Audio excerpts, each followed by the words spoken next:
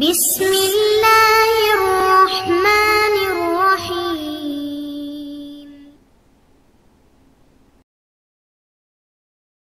அஸ்ஸலாமு அலைக்கும் வரஹ்மத்துல்லாஹி வபரகாத்துஹு. அன்பிற்குரிய சகோதர சகோதரிகளே, நீங்களும் ஆலிம்களாகலாம் என்ற பாடத்தில் புதன் வியாழன் ஆகிய 2 நாட்கள் திருக்குர்ஆன் வசனத்தினுடைய நேரடி தமிழாக்கத்தையும் தேவைப்படும் விளக்கங்களையும் பார்த்து வருகிறோம். இதுவரைக்கும் சூரத்துல் பக்ராவில் 276 வசனங்களை நம்ம பார்த்து முடிச்சிருக்கோம். இன்றைக்கி 277வது வசனம். இது பொதுவான விஷயங்கள் தான், அர்த்தம் செஞ்சாலே உங்களுக்கு விளங்கக்கூடிய விஷயங்கள் தான், விளக்கம் சொல்ல வேண்டிய அளவுக்குள்ள விஷயம் இல்லை. அந்த வசனம் என்ன சொல்லுதுன்னு கேட்டால், இன்னல்லதீன ஆமனு, நம்பிக்கை கொண்டவர்கள், ஆமனுன்னா நம்பிக்கை கொண்டார்கள், அல்லதீன ஆமனுன்னா நம்பிக்கை கொண்டவர்கள் அப்படின்னு ஆட்களை குறிக்கிறதா மாறிடும். அப்போ இன்னல்லதீன ஆமனு நம்பிக்கை கொண்டவர்கள், ஓ அமிலு சாலிஹாத்தி நல்லவைகளை செய்தவர்கள், அமிலன்னா செஞ்சான், சாலிஹன்னா நல்லது, சாலிஹாத்துனா நல்லவைகள், ஓ அமிலு சாலிஹாத்தி நல்லறங்களை செய்தவர்களும், வகாமு சலாத்த தொழுகையை நிலைநாட்டியவர்களும், எல்லாத்துலேயும் அல்லதீன வந்துடும். அல்லதீன ஆமனு, அல்லதீன அமிலு சாலிஹாத்தி, அல்லதீன அகாமு சலாத்தாண்டு ஒவ்வொன்றிலையும் இந்த அத்துப்பு செய்கிற காரணத்தினால அல்லதீனங்கிற கருத்தில் அடங்கிறோம்.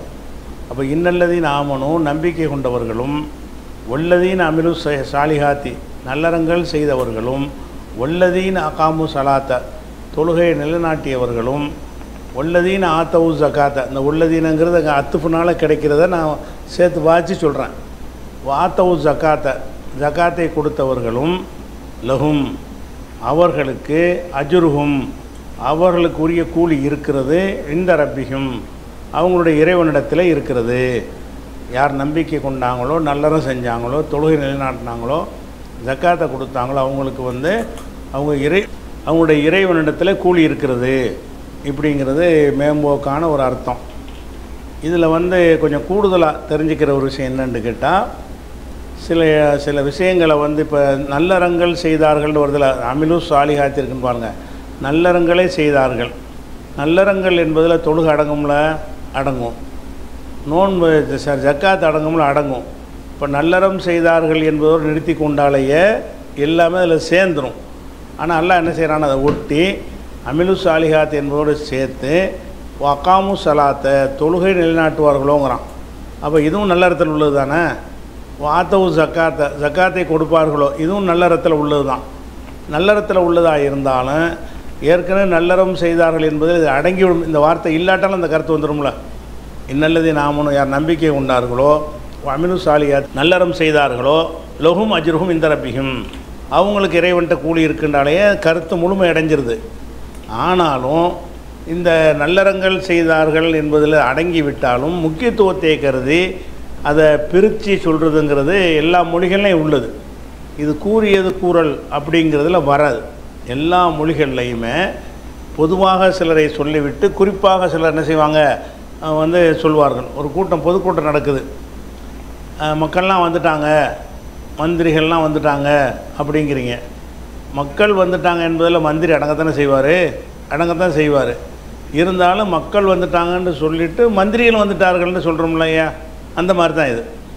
யார் மாணவர்களுக்கு எதிராக இருக்கிறார்களோ, ஜிப்ரீலுக்கு எதிராக இருக்கிறார்களோ, மீக்காலுக்கு எதிராக அப்படின்னு குர்ஆனில் வசனம் இருக்குது. வானவர்கள் என்று சொன்னதிலே ஜிப்ரீல் மீக்கால் அடங்கிடுவார். ஆனாலும் குறிப்பிட்டு சொல்வதற்கு என்ன காரணம் என்றால், அதில் முக்கியத்துவம் வாய்ந்த ஒரு விஷயமாக இருந்தால் பொதுவாக சொன்னதில் அடங்கி இருந்தாலும் தனியாகவும் சொல்கிறதுங்கிறது வழக்கத்தில் உள்ள ஒன்று தான்.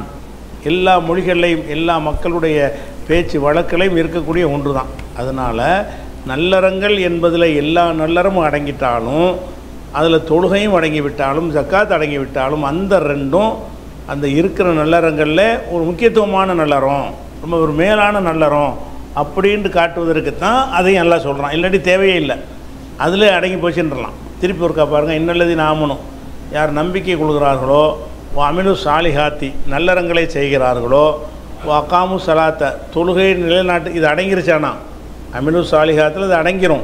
ஆனாலும் தொழுகை முக்கியமானது அப்படின்னு காட்டுவதற்காக வேண்டி பிரிச்சின்னு சொல்லப்படுது. வகாமு சலாத்த தொழுகையை நிலைநாட்டுகிறார்களோ, வாத்தவு ஜக்காத்தை, ஜக்காத்தையும் கொடுக்குறார்களோ, ஜக்காத்தை கொடுத்தார்கள் என்பதும் அமிலு சாலிஹாத்தில் அடக்கம்தான். இருந்தாலும் இந்த ரெண்டும் முக்கியத்துவம் வாய்ந்தது அப்படின்னு சொல்லிட்டு லஹும் அவர்களுக்கு இருக்கிறது, அஜுர்ஹும் அவங்களுடைய கூலி இருக்கிறது, இந்த ரப்பிஹும் அவங்களுடைய ரப்பிடத்தில் இறைவனிடத்தில் கூலி இருக்கிறது அப்படின்னு எல்லாம் முடிச்சிடறான்னா, அடுத்து உலா ஹவுஃபுன் அலைஹிம் அவர்கள் மீது எந்த ஒரு பயமும் கிடையாது, உலாஹும் யஹ்சனூன் அவர்கள் கவலைப்படவும் மாட்டார்கள். அவங்களுக்கு வந்து இந்த மாதிரி செஞ்சுட்டு வந்தாங்கன்னு சொன்னால் பயம் இருக்காது, கவலைப்பட மாட்டார்கள் என்பதுங்கிறதுக்கு அர்த்தம் என்னென்னு கேட்டால் ஆகிரத்தில் தான். துன்யாவில் இதெல்லாம் செஞ்சுக்கிட்டு வரவங்க கவலைப்படாமல் இருக்கிறாங்க. ரசூலுல்லாஹ் எவ்வளோ கவலைப்பட்டாங்களே, சஹாபாக்கெல்லாம் கவலைப்பட்டாங்களே, நிறைய அச்சுறுத்தலுக்கெல்லாம் ஆளானாங்களே. இந்த அச்சுறுத்தல் கவலை இதெல்லாம் வந்து உலகத்தில் இருக்கலாம், மறுமையில் போனால் எல்லாரும் பயந்து நடுங்கக்கூடிய நேரத்தில் இந்த காரியங்களை ஒழுங்காக செஞ்சவங்களுக்கு பயம் இருக்காது, நம்மளை நரகத்தில் போட்டுருவானோ அப்படிங்கிற கவலையும் இருக்காது, அந்த அச்சமும் இருக்காது, கவலையும் இருக்காது என்பது வந்து இது துன்யாவுக்கு உரிதாக எடுத்துக்கூடாது. உலா ஹவுஃபுன் அலைஹிம் அவர்கள் மீது பயமும் இல்லை, உலாகும் யஹ்சனூன் கவலைப்படவும் மாட்டார்கள் என்றால் என்ன எங்கன்னா ஆகிரத்தின்னு வச்சுக்கணும். எங்கே கவலைப்பட மாட்டாங்க, ஆகிரத்தில் வந்து நீங்கள் பயமற்ற ஒரு வாழ்க்கை, கவலை இல்லாத ஒரு வாழ்க்கைக்கு போயிடுவீங்க. தேர்வ மாட்டோமாங்கிற ஒரு அச்சம் உங்களுக்கு அந்த இடத்துல வராது. எப்போ வராது, ஈமான் இருக்கணும், நல்லறங்கள் செஞ்சுருக்கணும், குறிப்பாக தொழுகை ஜக்காத்தை கொடுத்துருக்கணும், இவர்களுக்கான ஒரு கூலியாக அல்லாஹ் சொல்லி காட்டுகிறான். அதனால் துன்யாவில் உங்களுக்கு ஒன்றும் வராதுன்னு கேரண்டிலாம் கிடையாது. நல்லவங்களுக்கு தான் அதிகமான துன்பங்கள்லாம் வரும், கவலை கண்டிப்பாக வரும். இந்த கவலையெல்லாம் உலகத்துடைய துன்பங்களில் வர்ற கவலை தானே தவிர ஆகிரத்தில் உங்களுக்கு எதுவுமே இருக்காதுங்கிற சொல்கிறான். இது அவ்வளோதான், பெருசாக வளர்க்க தேவையில்லை, ரொம்ப எளிதான ஒரு விஷயத்தை தான் எல்லாம் சொல்லி காட்டுறான். அடுத்ததாக 278வது வசனம், யா ஐயுஹல்லதீன ஆமனு நம்பிக்கை கொண்டவர்களே, இத்தக்குள்ளாக அல்லாவை அஞ்சு கொள்ளுங்கள், வதரு விட்டுவிடுங்கள், வதர என்றால் விட்டுவிட்டான்னு அர்த்தம், வதருடைய வருங்காலம் எதரு, எதருவிலேருந்து அமரெடுத்து என்ன தர், தர் தரா தரு, தருன்னா உத்துருக்கு விட்டு விடுங்கள், தரக்கன்னா விட்டு விட்டான்னு வருதில்ல, தரக்க எத்துருக்குலேருந்து உத்துருக்கு, உத்துருக்கா உத்துருக்குன்னு சொல்கிற மாதிரி உள்ள வாசகம் இது. இத்தக்குள்ளாக அல்லாவை அஞ்சு கொள்ளுங்கள், தரு நீங்கள் விட்டு விடுங்கள், மா பக்கிய மின்னர் ரிபா, ரிபான்னா வட்டி, வட்டியில் எஞ்சியதை விட்டு விடுங்கள், அல்லது பக்கிய மின்னர் ரிபா வட்டியில் வந்து எஞ்சியதை நீங்கள் விட்டு விடுங்கள். எஞ்சியதை விட்டு விடுங்கள்னா என்ன அர்த்தம் அப்படின்னு சொன்னால், இப்போ வட்டியை எல்லாம் வந்து ஹராமாக்கிட்டான், ஹராமாக்கிட்டா இனிமேல் கொடுக்குற ஒரு விஷயத்தில் நம்ம வட்டி வாங்காமல் இருந்துடலாம். ஏற்கனவே வட்டி கொடுத்துட்டு இருந்தோன்னு வைங்க, ஒருத்தருந்து வட்டி வர வேண்டியிருக்குன்னு வைங்க, அதுக்கு என்ன நிலைப்பாடு எடுக்கணும், வேணான்றணும். ஏற்கனவே நீங்கள் வட்டியை வாங்கி தின்னுட்டிங்கன்னா, பணத்தை கலெக்ஷன் பண்ணிட்டீங்கன்னு சொன்னால் அதை நீங்கள் வச்சுக்கிறலாம்னு எல்லாம் சொல்லிட்டோம். அதுக்கு 776வது வசனத்தில் நம்ம அதை பார்த்துட்டோம், முந்தா நாள் போன வாரம் நடத்தின பாடத்தில் பார்த்துட்டோம். இப்போ எல்லாம் என்ன சொல்கிறான்னு கேட்டால், நீங்கள் வட்டியில் இதை திருந்தும் பொழுது ஒரு ஆளுக்கு 1 லட்ச ரூபா கொடுத்துருப்பீங்க, பல மாதம் வட்டி வாங்கியிருப்பீங்க, இன்னும் பல மாதங்களுக்கு வட்டி வாங்குற நிலையில் இருப்பீங்க. இப்போ வட்டி ஹராம்னால இந்தாப்பா இதுக்கு பிறகு நீ அசலை மட்டும் கொடு, நீ வட்டியை தராத, எஞ்சிய வட்டின்னா தான் தரு நீங்கள் விட்டு விடுங்கள், மா பக்கிய மின்னர் ரிபா வட்டியில் எஞ்சியதை வரவேண்டியதை பாக்கியாக உள்ளதை எல்லாம் விட்டுருங்க. யாருக்கு நீங்கள் கடன் கொடுத்துருந்தாலும் சரி, திருந்துவதாக இருந்தால் இது ஏற்கனவே செஞ்ச அக்ரிமெண்ட்டு நீங்கள் பார்க்கக்கூடாது, திருந்துறதாக தான் என்ன செய்யணும், அதை இதுவரைக்கும் வந்த வட்டியை நான் வச்சுக்கிறேன், போயிட்டு போகுது, பிரச்சனை இல்லை. இனிமேல் ஒன்றிருந்து வர வேண்டிய வட்டியாக இருந்தால் அது எனக்கு தேவையில்லை என்று நீங்கள் சொல்லிடணும். இன் குன்தும் மூமினீன் நீங்கள் மூமின்களாக இருந்தால் வரவேண்டிய வட்டியை விட்டுவிடுங்கள், அல்லாஹ் பயந்துக்கிறங்க, வரவேண்டிய வட்டியை விட்டுவிடுங்கள்னு எல்லாம் சொல்லி காட்டுறான். அப்போ ஏற்கனவே நீங்கள் வட்டிக்கு பேசி ஒப்பந்தம் பண்ணியிருந்தாலும் அசலை மட்டும்தான் வாங்கணும். அடுத்ததாக 279 எல்லாம் சொல்லி காட்டுறான், இப்போ இல்லம் தஃபாலு அப்படி நீங்கள் செய்யாவிட்டால், அதாவது எஞ்சி வர வேண்டிய வட்டியும் தாடான்னு போய் கேட்குறீங்க, ஏற்கனவே வட்டி வாங்கினீங்க, அது ஓகே, அதான் ஹராமாக்குறதுக்கு முன்னாடி உள்ள ஒரு விஷயம், இப்போ ஹராமாக ஆக்கியாச்சு, இதுக்கு பிறகு நீங்கள் வந்துக்கிட்டு வட்டியை தாண்டு கேட்டிங்கன்னு சொன்னால் அதனுடைய நிலைமை என்னன்னு எல்லாம் சொல்கிறான். ஒயின்லம் தஃப் அலு நீங்கள் செய்யவில்லையானால், எதை செய்யவில்லையானால், ஏற்கனவே சொன்னபடி எஞ்சிய வட்டியை விட்டுவிடவில்லையானால் ஃபதனு நீங்கள் அறிவித்து விடுங்கள், பி ஹர்பி மினல்லாஹி வ ரசூலிஹி அல்லாவிடமிருந்தும் ரசூலிடமிருந்தும் உள்ள ஒரு போருக்கு நீங்கள் அறிவிப்பு செய்யுங்கள். போர் பிரகடனம் செய்யடா, நீ வந்து வட்டி வாங்க வேணான்னு நான் சொல்கிறேன், நீ அதிலேருந்து விடுபட மாட்டாமல் என்ன செய்கிற, தர வேண்டிய வட்டியெல்லாம் தாங்கன்னு கேட்குற. அப்படி கேட்பாயானால் உங்களுக்கு வந்து ஃபஅதனும் டிக்ளேர் பண்ணுங்கள், அறிவித்து விடுங்கள், ஹர்பி மினல்லாஹி வ ரசூலிஹி, அல்லாஹ்விடமிருந்தும் ரசூலிடமிருந்தும் ஒரு போருக்கு நீங்கள் அறிவிப்பு செய்யுங்கள். சண்டைக்கு வரேன்னு டிக்ளேர் பண்ண, ரெண்டும் ஒன்று தான். நீ வட்டி வாங்குறது ஒன்று தான், அல்லாஹ்வை எதிர்த்து நான் சண்டைக்கு போகிறேன் என்பது ஒன்று தான். அதை அறிவித்து விடுங்கடா, அது மாதிரி உள்ள விஷயம் அப்படின்னு நல்லா என்ன செய்கிறான், கட்டும் கோபமான பேர். எதுக்கும் இப்படி வார்த்தை எல்லாம் பயன்படுத்தலை. நீங்கள் வட்டி வாங்கினீங்கன்னா அல்லாஹ்வுக்கு எதிராக யுத்தம் செய்கிற, நீ யுத்தத்துக்கு டிக்ளேர் பண்ணுற, நீ என்கிட்ட நீ சண்டைக்கு வரது தயாராகிறன்னு அர்த்தம். அப்படிங்கிற அளவுக்கு கடுமையாக எல்லாம் என்ன செய்கிறான், இந்த விஷயத்தை சொல்கிறான். சொல்லிவிட்டு பொயின் துபுத்தும், நீங்கள் திருந்தி கொண்டீர்களேயானால் நீங்கள் தௌபா செஞ்சிட்டீங்க, இனிமேல் வட்டி வாங்குறது இல்லைண்டு. ஆனால் நிறைய பேருக்கு பணத்தை கொடுத்துருப்பீங்க, அதையும் தள்ளுபடி பண்ணணும்னு தேவையில்லை, அசலை வாங்கிக்கிறங்க. ஒயின் துபுத்தும், நீங்கள் தௌபா செய்து விட்டீர்கள் என்று சொன்னால் ஃபலக்கும், உங்களுக்கு இருக்கிறது ரூஸ் அம்பாலிக்கும், உங்களுடைய செல்வங்களில் மூலதனம். மூலதனம்னா அசல் பணம் இருக்குல்ல, ரசுன்னா தலை, தலைன்னா மூலதனம். ரூஸ் அம்பாலிக்கும், உங்களுடைய செல்வங்களுடைய மூலதனமான பொருள் வந்து உங்களுக்கு சொந்தம். அப்போ ஒருத்தனுக்கு நீ வட்டி கொடுத்துருந்தீங்கன்னு சொன்னால் வட்டியைத்தான் நீ வாங்கக்கூடாதே தவிர, கொடுத்த கடன் என்ன செஞ்சிடனேன், வட்டி இல்லாமல் எனக்கு ரூபாய் திருப்பி தந்துரு அப்படின்னு கேட்கணும். லா தல்லிமூன, நீங்களும் அநியாயம் செய்ய மாட்டீர்கள், உலா துல்லமூன, உங்களுக்கும் அநியாயம் செய்யப்படாது. ரெண்டும் நடந்தது. அதான் அசலே தள்ளுபடி செய்ய சொன்னு வைங்க, இவனுக்கு அநியாயமாக போயிடும். வட்டி இன்றைக்கி ஹராமாக்கிட்டீங்க, ஹராமாக்கினால் வட்டி கொடுத்த கடன் எல்லாம் தள்ளுபடி அப்படின்னு சொன்னானே, அதனால் இவனுக்கு லாஸ் ஆயிரும். அதனால் அவன்கிட்ட வந்து நீ வட்டியும் சேர்த்து கொடுன்னு சொன்னால் அவனுக்கு அநியாயமாயிரும். அப்போ எல்லாம் என்ன சொல்கிறான்னு கேட்டால், யாருக்கு அநியாயம் இல்லாத முடிவு என்னன்னு கேட்டால், அசலை வாங்கிக்க, வட்டியை விட்டுரு, அதுதான் விஷயம். ஒயின் துபுத்தும், நீங்கள் திருந்தி கொண்டீர்களே என்னால். தாப என்பதனுடைய முன்னிலை பன்மை. தாபா தாபு தாபத்தா துபுன, துபுத்துமா துபுத்தும். தாபன்னா மன்னிப்பு கேட்டான், திருந்தினான். ஒயின் துபுத்தும், நீங்கள் வந்து திருந்தி விட்டீர்கள் என்று சொன்னால் வழக்கும் உங்களுக்கு உரியதாகவும் ரூஸ் அம்பாலிக்கும், உங்கள் செல்வங்களில் மூலதனமாக உள்ளது அசல் பணம் உங்களுக்கு சொந்தம். லா தல்லிமூன, நீங்களும் அநியாயம் செய்ய மாட்டீர்கள், அநியாயம் செய்யக்கூடாது. உலா துல்லமூன, நீங்கள் அநியாயம் செய்யப்படவும் மாட்டீர்கள், அதாவது உங்களுக்கும் அநியாயம் செய்யக்கூடாது. உங்களுக்கு வட்டிக்கு கொடுத்தீங்களா, உங்களுக்கும் அநீதி இழைக்கக்கூடாது. அதனால நீங்கள் அவனுக்கு அநீதி இழைச்சிடக்கூடாது. அதுக்கு என்ன பேலன்ஸான வழி என்ன, அசலை மட்டும் வாங்கி கொண்டோமே ஆனால் யாருக்கு எந்த அநியாயம் இல்லை. என் காசை நான் வாங்குகிறேன், அசலோடு சேர்த்து வட்டியை வாங்கணுன்னு சொன்னால் அநியாயம் செய்கிறப்ப, அப்போ அநியாயம் நீங்களும் செய்யக்கூடாது, உங்களுக்கு அநியாயம் செய்யப்படவும் கூடாது என்று சொல்லி அந்த ஒரு சட்டத்தையும் எல்லாம் சொல்லிடுறான். இது 279. இதனால தான் ரசூலுல்லாஹ் என்ன செய்கிறாங்கன்னு கேட்டால், இறுதி ஹஜ்ஜில் அவங்க சொன்ன முக்கியமான பாயிண்ட் மட்டும் எடுத்து போடுறேன் பாருங்கள். ஒரு ரிபல் ஜாஹிலியத்தி, அறியாமை காலத்தில் உள்ள ரிபா வட்டி, மௌலூன் தள்ளுபடி செய்யப்பட்டது. வலான்னா தள்ளுபடி செய்கிறது. கடன் சம்பந்தமாக பேசும்போது வலா என்ற வலாண்டா வைக்கிறதுன்னு அர்த்தம். அது வந்து கடனோட சேர்த்து பாசனம்னு சொன்னால் கடனை தள்ளுபடி செய்கிறது.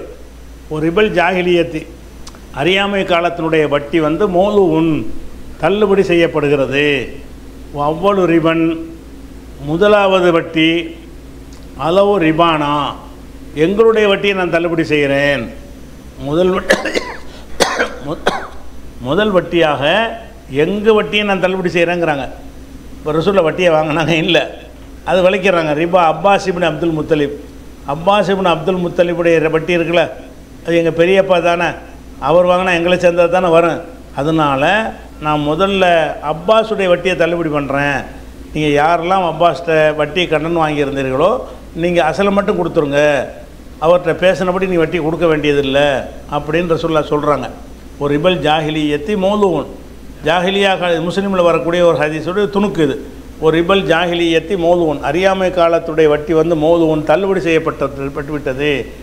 அவ்வளவு ரிபன் அளவு, நான் வந்து தள்ளுபடி செய்கிற முதலாவது வட்டி ரிபானா எங்களுடைய வட்டியாகும். அவ்வளவு ரிபன் அளவுனா அந்த நான் தள்ளுபடி செய்கிற வட்டி, அவ்வளவு ரிபன் அளவு, நான் தள்ளுபடி செய்கிற முதலாவது வட்டி வந்து ரிபானா எங்களுடைய வட்டியாகும்.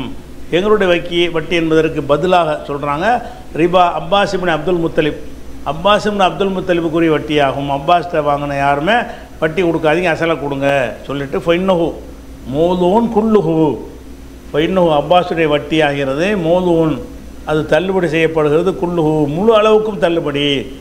அனைத்தும் தள்ளுபடி செய்யப்படுகிறது அப்படின்னு ரசூலுல்லாஹ் டிக்ளேர் பண்ணுறாங்கல்ல. இதெல்லாம் அந்த அந்த வசனத்திற்கு உள்ள செயல் வடிவம்.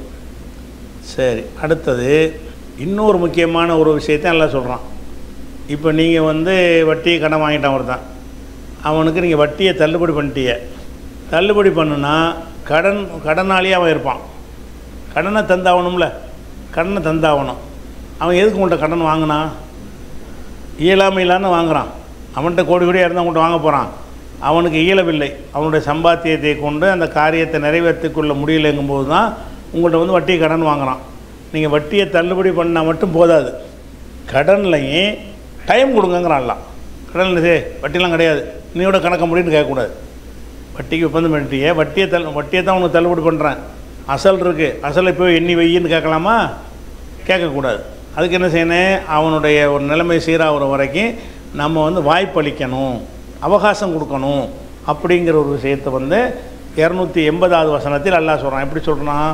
ஒயின்கான து உசுரத்தின், உசுரத்துனா கஷ்டம், சிரமம். ஒயின்கான து உசுரத்தின், சிரமம் உடையவன் இருப்பானேயானால், அதாவது காசு பணத்தில் சிரமம் இருப்பானேயானால், இப்போ நல்திரத்துன் லஹூ நல்திரத்துன், அவனுக்கு அவகாசம் உண்டு.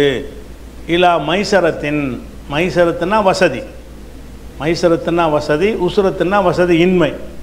அப்போ ஒயின்கானது உசுரத்தின், வசதி உள்ளவன் இருப்பானேயானால், சிரமப்படுபவன் இருப்பானேயானால், இப்போ நல்திரத்துன் அவகாசம் உண்டு. இப்போ லஹூ நல்திரத்துன், நல்திரத்துனா அவகாசம், டைம். இப்போ லஹூ நாங்கள் வச்சுக்கிறேன். இப்போ நல்திரத்துன் என்றால் இப்போ லஹூ நல்திரத்துன், அவனுக்கு அவகாசம் இருக்கிறது. இலா மைசரத்தின், மைசரத்துனா வசதி, மைசரத்துனா சூதாட்டத்துக்கு மைசருமாங்க, அந்த அர்த்தம் இருக்கிறது. லேசானதுக்கு மைசருமாங்க, வசதிக்கு மைசருமாங்க, இந்த இடத்துல வசதி. இப்போ நல்திரத்துன் இலா மைசரத்தின், வசதி வரும் வரைக்கும் நீங்கள் அவகாசம் கொடுத்துருங்க. கடனையும் வட்டி கடன் கொடுக்குறீங்க, வட்டி கடன் கொடுக்கும், வட்டியை தள்ளுபடி பண்ணுறீங்க, அது ஒரு பெரிய தியாகம்தான் ஒரு மனுஷனுக்கு. அதோடு சேர்த்து என்ன செய்கிறீங்கன்னா, கொஞ்சம் லேட்டாக வாங்கிக்கிறப்போ ஒரு அவசரம் இல்லை, நீ அந்த கடனை வந்து கொஞ்சம் கொஞ்சமாக தந்துரு, உனக்கு வசதி வர்ற வரைக்கும் உனக்கு டைம் தர்றேன் அப்படின்னு என்ன செய்கிறாங்க, எல்லாம் சொல்லிட்டான். சொல்லிவிட்டு அதுக்கு மேலே ஒரு படி, உலகத்தில் எவனும் சொன்னதில்லை, பொருளாதார விஷயமாக எவனாலையும் சொல்ல முடியாத ஒரு அற்புதமான ஒரு போதனை எல்லாம் சொல்லி காட்டுறான். அந்த சத்தகு, அதையும் நீங்கள் தர்மமாக்கி விடுவது, ஹைருல்லக்கும், உங்களுக்கு சிறந்ததாக இருக்கும். வட்டி கடன் கொடுத்தீங்க, திருந்துட்டீங்க, வட்டி வேணான்றீங்க, அது சாதாரண ஒரு நிலைமை. வட்டி வேணாங்கிறதோடு சேர்த்து உனக்கு வசதிப்படும் போது கொடுக்குறீங்க, அது ஒரு மேம்பட்ட நிலைமை. வசதிப்படும் போது கொடுக்குறது அதையும் தள்ளி விட்டுட்டு, இந்த பண்ணி வச்சுக்கப்பா, தரவானா, அப்போ தர்மம் பண்ணிட்டேன் அப்படின்னு கடனை இல்லாமல் ஆக்கிறது. கடனை என்ன செய்கிறது? கம்ப்ளீட்டாக தள்ளுபடி பண்ணிடுறது. அப்படி பண்ணிட்டீங்கன்னு சொன்னால் அது ரொம்ப மேலானது உங்களுக்கு. வன் தசத்தக்கு, நீங்கள் வந்து தசத்தக்குன்னு சொன்னால் இது சதக்காவில் உள்ளது. தசத்தக்கன்னா தர்மம் செஞ்சான், தசத்தகா தசத்தகு வான் தசத்தகு, நீங்கள் வந்து தர்மம் செய்து கொள்வது வந்து ஹைருல்லக்கும், உங்களுக்கு சிறந்தது. அப்போ மூணாவது ஸ்டேஜ், வட்டியை தள்ளுறதுங்கிறது ஒரு தியாகம். வட்டியை கடனை வாங்கிறதுக்கு அவகாசம் கொடுக்குறது ரெண்டாவது தியாகம் பண்ணுறோம். மூணாவதாக சரி தரவே வேணாண்டா, ஓன்ட்டு உங்களுக்கு சம்பாரிச்சிட்டேன்ல, ரெண்டுத்துக்கு போட்டு நீ தரவே வேணாம், வச்சுக்க, அசலையும் வச்சுக்க, அப்படிங்கிற அளவுக்கு நம்ம போயிட்டோம்னு சொன்னால் அது மிக சிறந்தது. இன்குந்தும் தாளமும், நீங்கள் அறிபவர்களாக இருந்தால் இதுதான் உங்களுக்கு நல்லது. கடன் கொடுத்தீங்கன்னு சொன்னால் தள்ளுபடி செய்யும் அளவுக்கு மனம் விரியணும். மனம் விரியம் வட்டிங்கிற அளவில் ஒருத்தர் இருந்தான்னு சொன்னால் எந்த மனிதாபமான உதவி ஒருத்தர் செய்யவே மாட்டான். மக்கள்கிட்டருந்து சுரண்டணும் இப்போ இப்படியே இருப்பான். அந்த வெறி அடங்கனமாக இருந்தால் வட்டியை தள்ளுபடி பண்ணு, டைம் கொடு, அதுவும் முடியலைன்னா தள்ளுபடி பண்ணி விடு, அது சிறந்தது. இப்படியான ஒரு பண்பாட்டில் நம்மளை ஊக்குவிக்கப்பட்ட காரணத்தினால தான் நம்மளால் வந்து வேறு சமுதாயங்களை விட அதிகமாக உதவிகள் செய்ய முடியுது. கஷ்டம் நஷ்டம் துன்பம் மழை புயல் வெள்ளம் எது வந்தாலும் அதில் போய் நம்ம ஏன் களத்தில் நிற்கிறோம்? நம்ம பிறருக்கு உதவி செய்தல் என்பது வந்து நமக்கு ஒரு கடமையாக்கப்பட்டிருக்குன்னு விளங்கி வச்சுருக்கிறோம். வட்டியில் உள்ள எவனாலும் இதெல்லாம் செய்ய முடியாது, எல்லாத்தையும் கணக்கு பார்ப்பான். அப்போ அப்படிப்பட்ட அற்புதமான ஒரு அறிவுரையை இந்த 280 எல்லாம் சொல்லி காட்டுறான். இந்த விஷயமாக கூடுதலாக சில விஷயங்களை நம்ம ஹதீஸுகளை உங்களுடைய முறை பயான் நிகழ்த்துவதற்கு தேவைப்படும் என்பதற்காக வேண்டி அதையும் சொல்லிடுறோம். இந்த வட்டியை கடனை தள்ளுபடி பண்ணுறதுல அது எவ்வளோ பெரிய நன்மை தரக்கூடிய காரியம் என்பதை ரசூலுல்லாஹ் சொல்கிறாங்க. புகாரியில் 2078வது ஹதீஸில் சொல்கிறாங்க. என்ன சொல்கிறாங்கன்னா, கான தாஜிருன், ஒரு வியாபாரி இருந்தான். வியாபாரிங்கிறது ரசூலுல்லாஹ் காலத்துக்கு முந்தின சமுதாயம். இது புகாரில் வரக்கூடிய ஹதீஸ். கான தாஜிருன், ஒரு வியாபாரி இருந்தான். யுதாயினுன் நாச, மக்களுக்கு கடன் கொடுக்கும் வியாபாரி இருந்தான். யுதாயினுன்னா தைன், கடன். யுதாயினுன் நாச, மக்களுக்கு கடன் கொடுக்கக்கூடிய ஒரு வியாபாரி கடந்த மிம்மன் காண கபுலக்கும், உங்களுக்கு முந்தைய சமுதாயத்தில் இருந்தான்னு வச்சுக்கிறணும். இருந்தான்னா இப்போ இருந்தான், முந்தைய சமுதாயத்தில் ஒருத்தன் இருந்தான். அவன் என்ன செய்வான்னு கேட்டால், ஃபைதாரா மோசிரன், கஷ்டப்படுபவனை காணும் பொழுது, கடன் கொடுத்துட்டானா திருப்பி கேட்டால் அவனுக்கு கடன் தரக்கு முடியலை, பார்த்தா தெரியுது அவனுக்கு தர முடியலன்னு தெரியுது. அப்போ கஷ்டப்படுபவனை காணும் பொழுது காலலை ஃபித்தியானிகி, தன்னுடைய ஊழியர்களுக்கு, ஃபத்தா என்பவருடைய ஜம்மு ஃபித்தியான். ஃபத்தான்னு சொன்னால் அடிமைன்ற அர்த்தம், இளைஞன்ற அர்த்தம். ஒரு ஆளுடைய ஃபத்தான்னு சொன்னால் அவருடைய ஊழியர்ன்ற அர்த்தம். காலலை ஃபித்தியானிகி, தன்னுடைய ஊழியர்களுக்கு அவர் சொன்னார், தஜாவசு அன்ஹு, அவரை தள்ளுபடி பண்ணிவிட்டு. தஜாவசன்னா கடனை தள்ளுபடி பண்ணுறது. தஜாவசு அன்ஹு, அவரை விட்டு நீங்கள் தள்ளுபடி செஞ்சுருங்க, கஷ்டப்படுறான், வசூல் பண்ண போகாதீங்க அவன்கிட்ட. ஏன்னு கேட்டால், அல்லல்லாஹ ஐயத்த ஜாவஸ் அண்ணா, அல்லாஹ் நமக்கு தள்ளுபடி செய்யக்கூடும். நம்ம இவனுக்கு தள்ளுபடி செஞ்சோம்னு சொன்னால் நம்ம சில தவறுகள்லாம் செஞ்சுருப்போம், அந்த நன்மைகளை கம்மியாக செஞ்சுருப்போம். நமக்கு நல்ல சலுகை விலையில் என்ன செய்வான், தள்ளுபடி பண்ணி விட்ருவான், ஈஸியாக மன்னிச்சிருவான். இல்லை அல்லல்லாஹ, அல்லாஹு ரப்புல் ஆலமீன் ஐயத்த ஜாவஸ் அண்ணா, நமக்கு தள்ளுபடி செய்யக்கூடும். அதனால் நீங்கள் ஊழியர்கள்ட்ட கட்டளை இட்டுருவார், கடன் கொடுத்த ஆள்கிட்ட போய் வசூலிக்கும் போது கவனமாக வசூலிக்கணும். அவன் கஷ்டப்படுறான்னு சொல்லிட்டான்னு சொன்னால் தராதப்பான்ட்டு வந்துடுங்க, அதை திரும்ப வசூலிக்க தேவையில்லை அப்படின்னு நடந்து கொண்டார் ஒரு மனிதர். அதனால் இப்போ ஜாவஸ் அல்லாஹு அன்ஹு, அல்லாவும் அவருக்கு தள்ளுபடி செஞ்சிட்டான், அவருடைய பாவங்களையெல்லாம் அல்லாஹ் தள்ளுபடி பண்ணி விட்டான். இவர் கடன் கொடுத்து கஷ்டமான ஆட்களை கண்டால் நீங்கள் தள்ளுபடி பண்ணிடுங்கன்னு ஊழியருக்கு சொன்னார்ல, அதன் காரணமாக அல்லாஹ் என்ன செய்கிறான், அவருக்கு தள்ளுபடி பண்ணிடுறான் அப்படின்ற சொல்கிறாங்க. அப்போ நம்மளும் கடன் கொடுத்தோமே ஆனால் தள்ளுபடி செஞ்சு என்ன செய்யணும், அதுவும் பழவணும். அதே மாதிரி அதை விட முக்கியமானது என்னென்னு கேட்டால், ஒரு ஆளுக்கு நீங்கள் கடன் கொடுத்துட்டீங்க, ஒரு 100 ரூபாயை கடன் கொடுக்குறீங்க, 100 ரூபா தர்மம் செய்கிறீங்க. இந்த ரெண்டில் எதுக்கு அதிக நன்மை என்று கேட்டால், நீங்கள் எல்லாருமே சொல்லுவீங்க தர்மத்துக்கு தான் நன்மைண்டு. ஒரு ஆளுக்கு கடன் கொடுத்தீங்கன்னு சொன்னால் அது 100 ரூபா கடன் கொடுத்தீங்க, திருப்பி வரப்போகுது. தர்மம் கொடுத்தீங்கன்னா திருப்பி வராது. அப்படி இருக்கும் பொழுது நீங்கள் தர்மம் செய்து விடுவது தான் மேலானது என்று நீங்கள் நினைப்பீங்கல்ல. அப்படி இல்லாமல் இந்த கடன் கொடுக்கறதுக்கு அவகாசம் கொடுக்குறீங்கல்ல, அது எப்படிப்பட்ட நன்மையை தரும் என்று சொன்னால், தர்மம் செய்கிற டெய்லி 100 ரூபா தர்மம் செஞ்ச கணக்கு வந்துடும். ஒரு ஆளுக்கு 100 ரூபாயே கடன் கொடுக்குறீங்க, உன் வசதி போல் தாடான்னு சொல்லிட்டீங்க. அப்போ முதல் நாளைக்கு தள்ளுபடி செய்கிறீங்களா, அன்னைக்கு 100 ரூபா தர்மம் செஞ்சிட்டீங்க. அடுத்த நாளைக்கு தள்ளுபடி, அடுத்த நாளைக்கு வசூல் பண்ணுறதுக்கு அவகாசம் கொடுக்குறீங்களா, 100 ரூபா தர்மம் செஞ்சிட்டீங்க. அடுத்த நாளைக்கு நீங்கள் அவகாசம் கொடுக்குறீங்கன்னா, இன்றைக்கி முடியாட்டி நாளைக்கு கொடுங்குறீங்க, 100 ரூபா தர்மம் செஞ்சிட்டீங்க. இன்றைக்கி முடியாட்டி நாளைக்கு கொடுன்னு சொல்கிறீங்க. இப்படியே சொல்லிட்டு வந்தீங்கன்னு சொன்னால் ஒவ்வொரு நாளும் அந்த கடன் தொகையை தர்மம் செய்த கூலி கிடைக்குங்கிறாங்க ரசூலுல்லாஹ். எப்படி சொல்கிறாங்க, மண் அங்கர மோசிரன். மாஜாவில் 2418 ஹதீஸில் வருகிறது, மண் அங்கர மோசிரன், கஷ்டப்படுபவனுக்கு யார் அவகாசம் கொடுக்குறானோ, அங்கரன்னா நல்திரத்துன்னு வச்சுல தான் அந்த வார்த்தை தான். மண் அங்கர மோசிரன், கஷ்டப்படுறவனுக்கு யார் அவகாசம் கொடுக்குறானோ, காணலகு, இவனுக்கு ஏற்பட்டு விடும் பிக்குள்ளி யௌமின், ஒவ்வொரு நாளும் சதக்கத்துன், நன்மை ஏற்பட்டு கொண்டே இருக்கும். அவகாசம் கொடுத்தீங்கன்னா டெய்லி 100 ரூபா கொடுத்தா கணக்கு, தர்மம் செஞ்ச கணக்கு. அப்போ இப்படி குள்ளி யௌமின் ஹசனத்துன், ஒவ்வொரு நாளுக்கும் ஒரு சதக்கத்துன், ஒவ்வொரு நாளுக்கும் ஒரு தர்மம் அவனுக்கு கிடைத்து கொண்டே இருக்கும். அதுக்கப்புறம் ஒமன் அல்லரஹு பாத ஹெல்லிஹி, அந்த கடனுடைய டைம் வந்ததுக்கு பிறகு யார் அவகாசம் கொடுக்குறானா, கடன் கொடுக்குறோம்னு சொன்னால் பொதுவாக சும்மா கொடுக்க மாட்டாங்க, எவ்வளோ நாளில் தருவேன்னு கேட்பாங்க. நான் 1 மாதத்தில் தந்துடுறேன், அல்லது ஒரு 6 மாதத்தில் தந்துடுறேன், அல்லது 10 நாளில் தந்துடுறேன்னு ஏதோ ஒரு டைம் விடுவோம்ல. அந்த டைம் வந்த பிறகு நீங்கள் அவகாசம் கொடுத்தீங்கன்னு சொன்னால் அதுக்கு தான் அந்த நன்மைங்கிறாங்க. ஒமன் நல்ல ரஹூபாத் ஹெல்லிஹி, ஹெல்லுன்னா அந்த அவகாசம் முடிந்த பிறகு யார் அவகாசம் கொடுக்குறானோ, 10 நாள் முடிஞ்சு போச்சு, சொன்ன டயத்துக்கு தர முடியல, மேலும் 10 நாள் வச்சுக்க அப்படிங்கிறீங்க. அப்படி செஞ்சால் காணலஹு மிஸ்லுஹு ஃபீ குல்லி யௌமின் சதக்கா, ஒவ்வொரு நாள்லேயும் ஒரு சதக்கா அவனுக்கு ஏற்பட்டு கொண்டே இருக்கும் அப்படின்ற சொல்கிறாங்க. இன்னொரு ஹதீஸில் என்ன வருதுன்னா, ரெண்டு விதமாக வருகிறது. அதில் என்ன வருதுன்னு கேட்டால் ரசூலுல்லாஹ் சொல்கிறாங்க, ஒருத்தருக்கு நீங்கள் தர்மம் செஞ்சீங்கன்னு சொன்னால் அது போன்ற இருமடங்கு ஒருத்தருக்கு அவகாசம் கொடுத்தீங்கன்னு சொன்னால், கடனையும் கொடுத்துப்புட்டு நீங்கள் வந்து நீ தர வேணாம் நாளைக்கு கொடுத்து அவகாசம் கொடுக்குறீங்க, ஒரு நாள் அவகாசம் கொடுத்தீங்கன்னு சொன்னால் அது போன்ற 2 மடங்கு நன்மை கிடைக்குங்கிறாங்க ரசூலுல்லாஹ். முதல் சொன்ன ஹதீஸில் 1 மடங்கு தான். 100 ரூபாய் கடன் கொடுத்து அதை தருவதற்கு அவகாசம் கொடுத்தீங்கன்னு சொன்னால் ஒரு நாள் அவகாசம் கொடுத்தா ஒரு 100 ரூபா தர்மத்துடைய கூலி கிடைக்கிறது அப்படின்னு முதல் உள்ள ஹதீஸில் வந்துச்சா. இதில் என்ன வருதுன்னு கேட்டால் 2 மடங்கு நன்மைங்கிறாங்க.